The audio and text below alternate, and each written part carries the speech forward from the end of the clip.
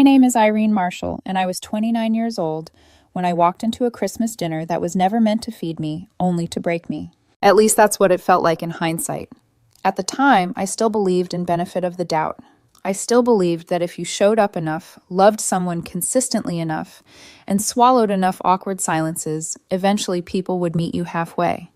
I had been dating Andrew Whitmore for 2 years, 2 solid, deeply real years, and despite the polite smiles and lukewarm hellos, I genuinely thought his family just needed time. Andrew always said they were formal with everyone, that they warmed slowly.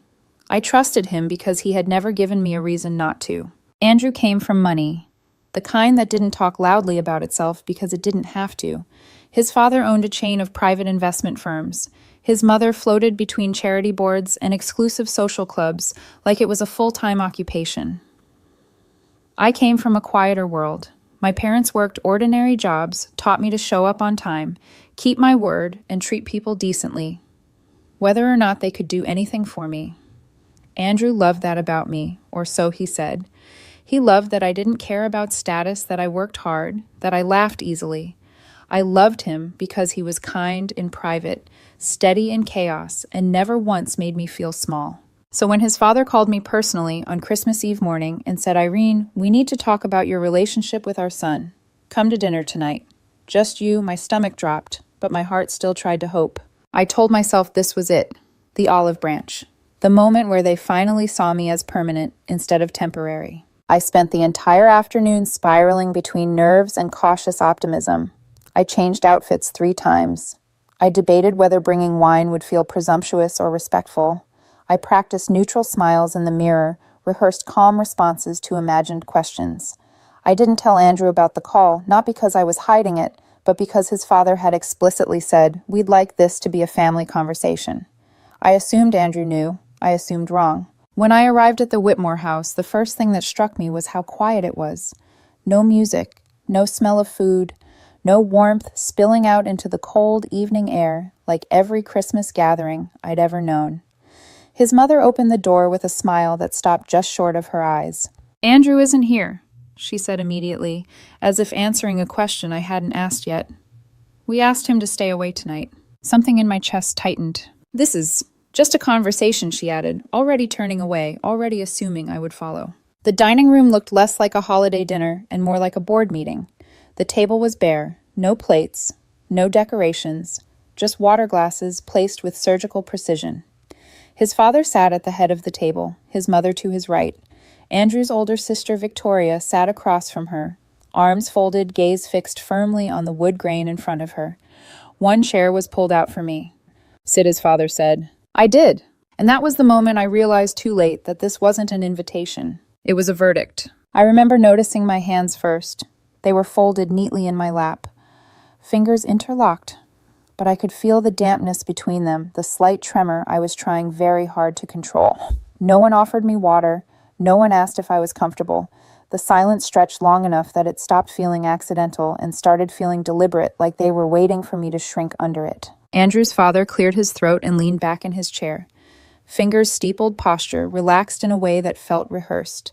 "Irene," he began, and something about the way he said my name made my skin prickle. Polite, detached, final. "We've been patient. We've observed your relationship with our son very carefully, and we've decided it's time to be honest with you."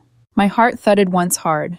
"Okay," I said, because I didn't know what else to say. His mother jumped in before he could continue, her tone smooth and almost kind, like someone delivering bad news they believed was for your own good. "Andrew is using you," she said plainly. "He told us himself." I stared at her, certain I had misheard. "Using me? How?" Victoria finally lifted her eyes, and when she spoke, her voice was cool, precise, sharpened by years of getting her way. "You're what he calls a trophy girlfriend," she said. "Someone pleasant to have on his arm. Attractive, presentable, but not someone he sees a future with." The words didn't land all at once. They hit in pieces like shrapnel. Trophy, girlfriend, not a future. "That's not true," I said automatically. The sentence escaping before my brain could catch up. "Andrew and I..." His father raised a hand, silencing me without touching me. "Please don't embarrass yourself by arguing. We're not saying this to hurt you. Quite the opposite. We actually feel sorry for you." Sorry for me. You're convenient, his mother continued, leaning forward now. You help him emotionally. You're available when he needs a +1 for events. You don't make demands. And frankly, she paused, eyes flicking over me in a way that felt like inventory. You're not perceptive enough to realize you're being played. That one burned. Not because it insulted my intelligence, but because it questioned my reality, my judgment, my entire relationship. Victoria exhaled as if bored with the process. He's been seeing someone else, she said. An ex-girlfriend. A woman who actually understands our world. This has been going on for months. The room tilted. My ears rang. I became acutely aware of the absence of Andrew, of the empty space, where his voice should have been, where his reassurance should have lived. Why isn't he here? I asked quietly. His father leaned forward, elbows on the table, because he didn't want to deal with the aftermath. He asked us to handle this. Cleanly. Cleanly. He doesn't know how to end things without you causing a scene, Victoria added. This seemed kinder. Kinder. The word echoed hollowly. I should have stood up. I know that now. I should have walked out the moment they started speaking for him, the moment they stripped him of agency and me of dignity. But shock has a way of freezing you in place. And they were so confident, so specific, so united. Andrew not being there felt like proof all by itself. His father softened his voice, adopting something almost paternal. You seem like a decent woman, Irene. Just not our level. Cut your losses. Walk away now with your pride intact. Find someone more suitable. Someone who works at a cafe or a boutique. Someone who fits. His mother nodded. We'll tell Andrew you ended things. That way no one looks bad. No hard feelings. They sat back then, all three of them waiting for me to accept the narrative they'd written, to thank them, to quietly erase myself from Andrew's life like a temporary inconvenience. My chest felt tight, but something else stirred beneath the panic, something steadier. I'd spent my life solving problems under pressure, staying calm when things went wrong. And as they waited for me to break, a memory surfaced. Small. Seemingly insignificant. 3 weeks earlier, Andrew had gone to brunch with some old friends. He'd come home laughing about how he'd accidentally recorded hours of audio on his phone. 4 hours of nothing, he'd joked. Except it wasn't nothing. I had listened to it later that night, not out of suspicion, but curiosity. And what I'd heard, I'd saved. I lifted my head and met Andrew's father's eyes. Before I respond, I said calmly, surprising even myself, there's something I think you should hear. His expression hardened instantly. What is this? Just listen, I said, and reached for my phone. The sound of my phone clicking felt louder than it should have in that silent room. I noticed Andrew's mother straighten in her chair, her fingers tightening around the edge of the table. Victoria's jaw set just slightly.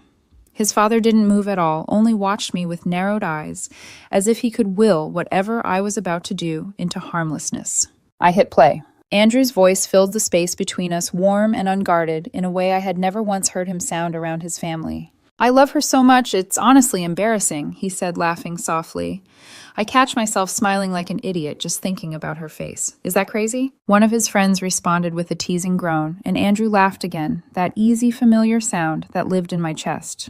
That's disgustingly cute, the friend said. I didn't look at them. I didn't need to.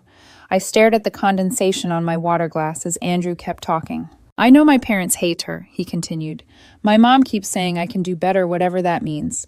My dad actually tried to offer her money to walk away last month. $20,000. Like this is some kind of movie plot. I paused the recording. Slowly, deliberately, I looked up at Andrew's father. 20,000, I asked evenly. That's interesting. You didn't mention that part. His face drained of color. Not all at once, but enough to be unmistakable. Andrew's mother opened her mouth, then closed it again, lips tightening into a thin line. I pressed play. And then Victoria keeps accidentally inviting my ex to family events, Andrew said.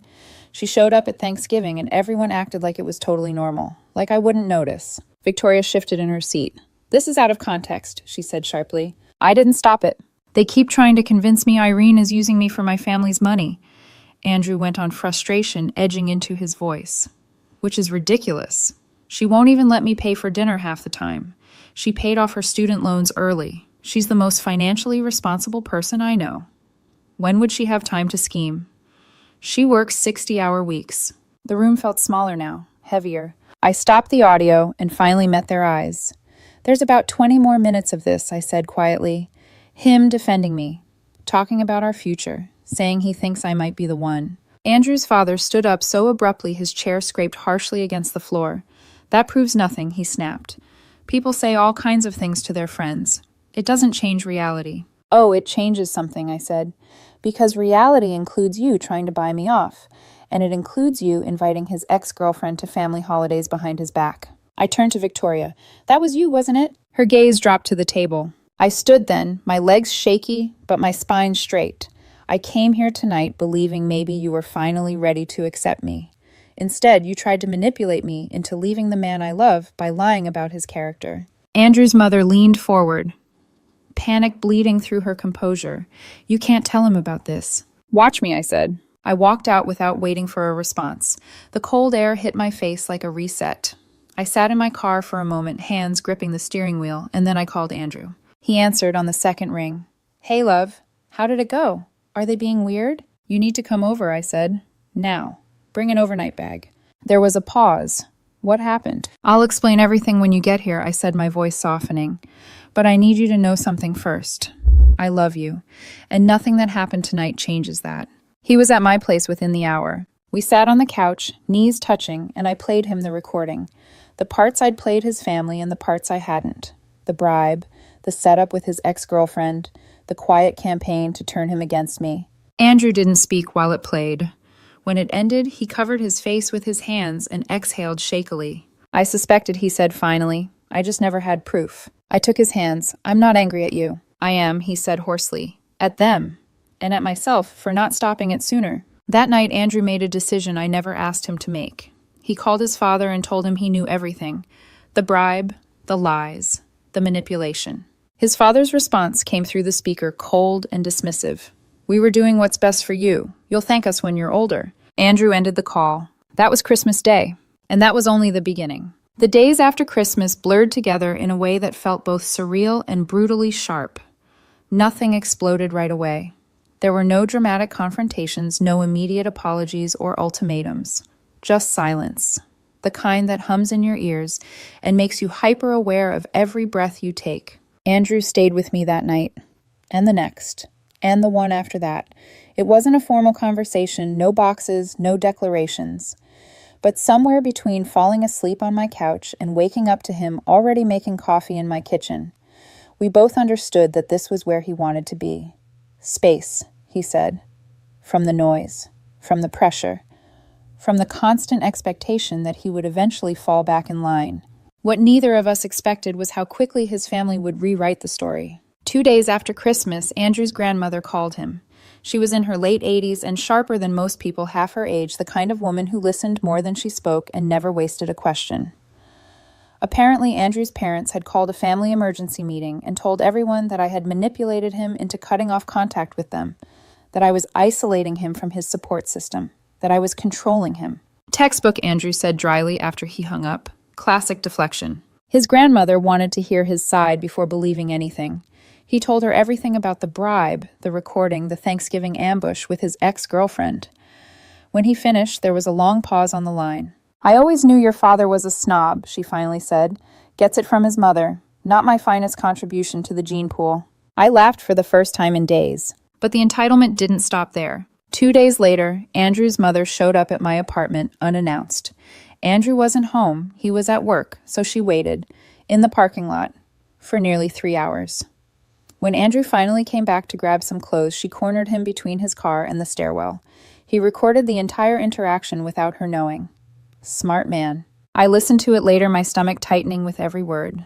You've been brainwashed, she said, her voice sharp and accusatory. That woman has turned you against your own family. I heard the recording, Mom, Andrew replied calmly. I know you offered her money to leave. I know you kept inviting my ex around. We did that for you, she snapped. You were making a mistake. She's my choice. That woman is a tradesman's daughter, she said, like it was a diagnosis. Do you know what people say at the club when I tell them my son is dating someone like her? I genuinely don't care, Andrew said. Well, you should, she insisted. Our reputation matters. Your reputation matters. Your children. We don't have children, Andrew cut in, and thank God for that. There was a pause, then she said it. Can you imagine little blue-collar grandchildren running around? The embarrassment alone. That was when Andrew closed the door in her face. I won't pretend that didn't hurt. Hearing someone talk about hypothetical children of mine like they were a stain was a special kind of cruelty. But what stayed with me more than the insult was what Andrew did next. He came back upstairs, sat beside me, and said, "I'm done protecting them from the consequences of their own behavior." That night, he called his sister. She tried to deny everything at first, then pivoted to the familiar line, "I was just looking out for you." "Did you ever consider that I'm an adult who can make my own decisions?" he asked her. Her answer was quiet. "You're not thinking clearly. Love does that." He hung up. By the end of the week, Andrew's entire immediate family had either insulted me, tried to bribe me, or accused me of controlling him. And through all of it, he stood firm, not loudly, not dramatically, but consistently. Every time they pushed, he chose me again. I started keeping records, not out of revenge, but out of self-preservation. Recordings, screenshots, dates, times, witnesses. These were people with money influence and no apparent sense of boundaries. I wanted facts on my side. Andrew moved most of his things into my apartment. It wasn't a grand declaration, just a quiet shift of gravity. He said he needed peace. I understood. A few days later, his father left him a voicemail. Andrew played it for me, his jaw tight. "Sweetheart, this has gone on long enough. We're willing to forgive your little rebellion if you come home for Sunday dinner. Alone. We can discuss this like adults. Your mother misses you. Stop being dramatic." Little rebellion. Andrew deleted the message. Something told me they weren't finished. Not even close. If silence was their first tactic, money was their second. It started quietly enough that at first, Andrew didn't even recognize it as an attack. A strange meeting request from his manager. A sudden shift in tone.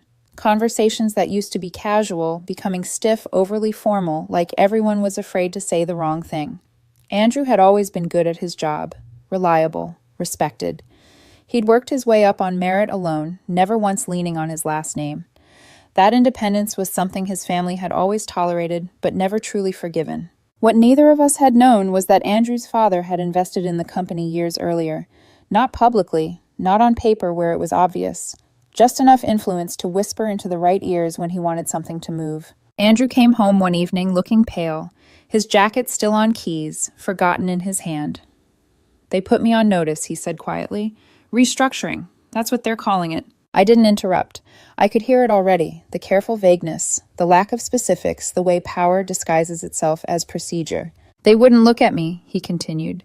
"Finally, my manager admitted my father had called, said my current living situation might be affecting my judgment, suggested some time away could help me refocus." I felt something cold settle in my chest.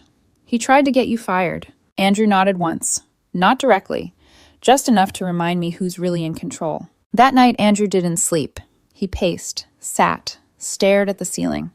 I watched him unravel the version of himself his parents had spent a lifetime constructing: the obedient son, the legacy carrier, the investment they assumed would always pay dividends. And then, without telling me, he went to their house. I found out because my phone buzzed while I was making dinner. I met my parents.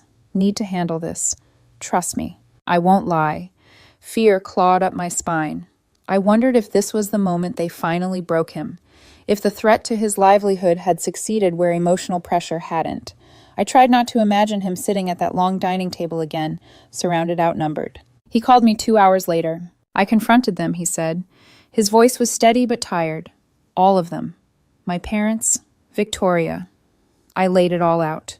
Every lie, every manipulation, every attempt to control my life with money. I held my breath. "My father said I was throwing away my legacy," Andrew continued.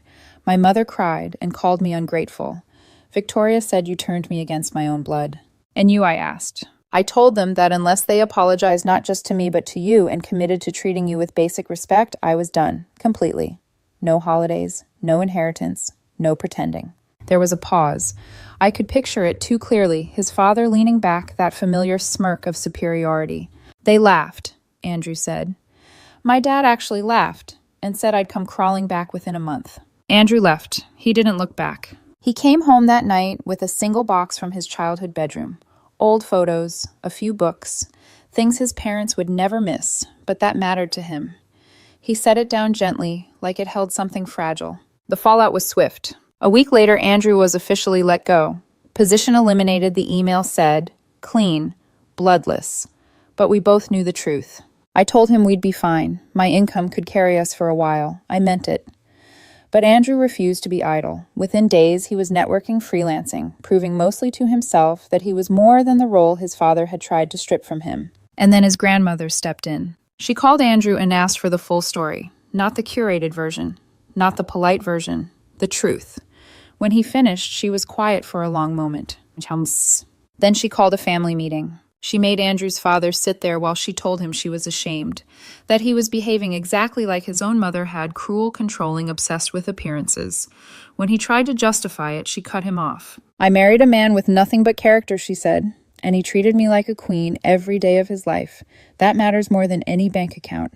A week later, she changed her will. She told the entire family openly that her house, the one everyone assumed would go to Andrew's father, was now going to Andrew. Not because of money, but because of principle, because actions have consequences. Andrew's father called screaming, accused us of manipulation, of theft, of betrayal. Andrew listened, then said calmly, "You taught me to stand by my values. I'm just finally doing it." And for the first time in his life, he hung up first. The strangest thing about fallout is how quickly it becomes background noise once the ground stops shaking. In the weeks after Andrew lost his job, there was no dramatic collapse, no desperate scrambling, no panic-fueled regret. There was just adjustment, quiet mornings, long conversations over coffee about what mattered and what didn't. Andrew picked up freelance consulting work faster than either of us expected, piecing together projects through old contacts who cared more about his competence than his last name. Within a month, he was earning almost as much as before, only this time without invisible strings attached. His family, on the other hand, unraveled. His father called once more after the will. Change voice sharp with rage, accusing Andrew of manipulating an elderly woman, of stealing a birthright that had never technically been his. Andrew listened without interrupting. Then he said something that still echoes in my mind. "I didn't ask her to do anything. She made her own choice, just like I did." That was the end of it. His father hasn't called since. Victoria showed up at our door one afternoon while I was out. Andrew told me later. She looked smaller than he remembered, less certain. "Are you happy now?" she asked him. "You destroyed this family." Andrew didn't raise his voice. He didn't argue. He just told her the truth. "Your family was already broken. I just stopped pretending it wasn't." She didn't have a response. She left without another word. Andrew's mother sent one text weeks later. "Thinking of you. No apology. No accountability." Andrew didn't reply. What surprised me most was the grief, not for what we lost, but for what never really existed. Some nights, Andrew would go quiet, staring at nothing, and I knew he was remembering holidays that used to feel warm, parents who once felt safe, a sister who taught him how to ride a bike. Losing the illusion hurt more than losing the people themselves. His grandmother became our anchor. She insisted we come for dinner every Sunday, fed us until we could barely move, and told stories about her late husband that made Andrew laugh until his eyes watered. She never spoke badly about her son. She didn't need to. Her actions said everything. 2 months after everything imploded, Andrew landed a full-time position with a company that had no ties to his family. Better pay, better culture. When he negotiated his salary up $15,000 from their original offer, he came home grinning like he'd won something bigger than money. We weren't living a fairy tale. There were scars. There were quiet moments of sadness. But there was also peace. One afternoon, almost absent-mindedly, we wandered into a jewelry store. "Just looking," Andrew said. "Just curious." I tried on a ring and felt his hand tighten around mine as he watched me smile at my reflection. No proposal. No pressure, just a shared understanding of where we were headed. His family tried to decide his future for him, tried to buy obedience, tried to scare him back into place. Instead, he chose a life built on mutual respect, honesty, and love without conditions. They have to live with the empty chairs at holidays now, with the silence, with the knowledge that control cost them their son. And us,